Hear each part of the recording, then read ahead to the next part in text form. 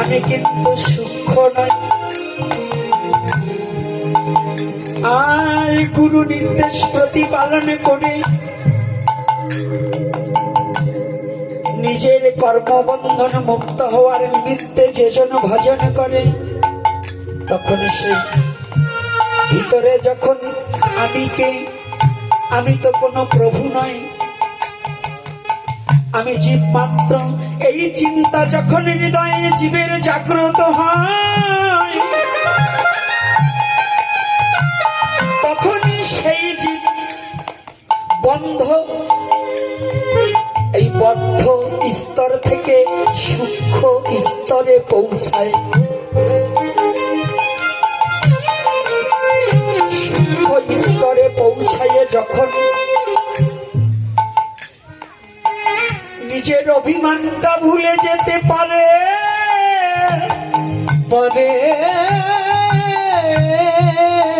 তথস্থ জীব হয় তখন বিশ্ব চরাচরে, বিশ্ব চরাচরে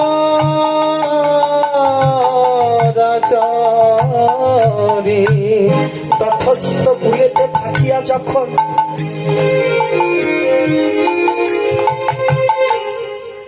জীবের হয় ভজনানন্দী জ্ঞান, তখন সেই জীব হয় মুখের সমান।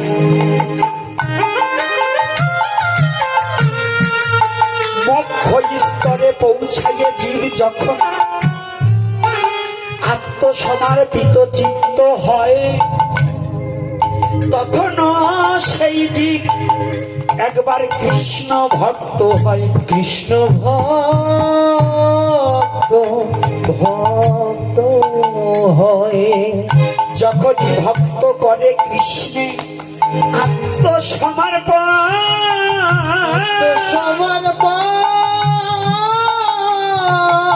কৃষ্ণ তখন করে সেই ভক্তকে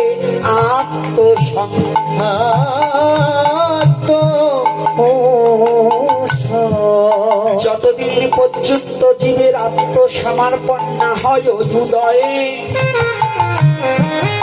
সেই জন কেমন করে এই বিশ্ব জগতে কৃষ্ণ ভক্ত হয়।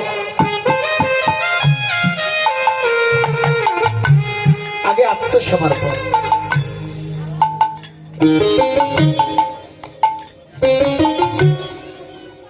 সমার্পিত চিত্ত না হলে অনার্পিত ধনে নিবে। সমর্পণ করিয়া দেহ যবে ভজন করিবে, তখন জীবের দেহে অনুরাগের সৃষ্টি হবে। অনুরাগ গাঢ় হইলে তাহে হয় প্রেম,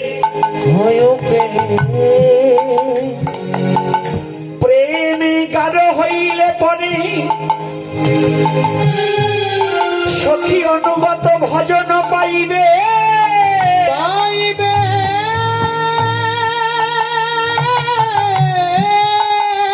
সখী অনুগত ভজন করিলে তোমার জীবনের সমস্ত জ্বালা যন্ত্রণা দূরে চলে যাবে, দূরে চলে যাবে।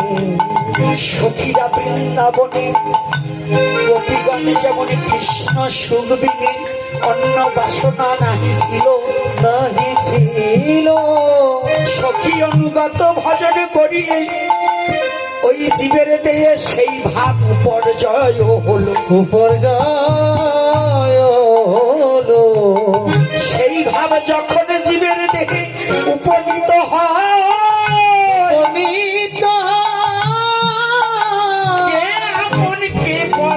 এই জগতে সেই জীব সকল ভুলে যায়, সকল ভুলে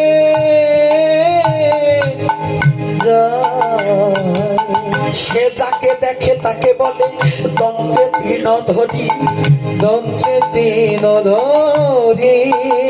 আমাকে কি লাও হে একবার ভজ গৌর হরি, ভজ হে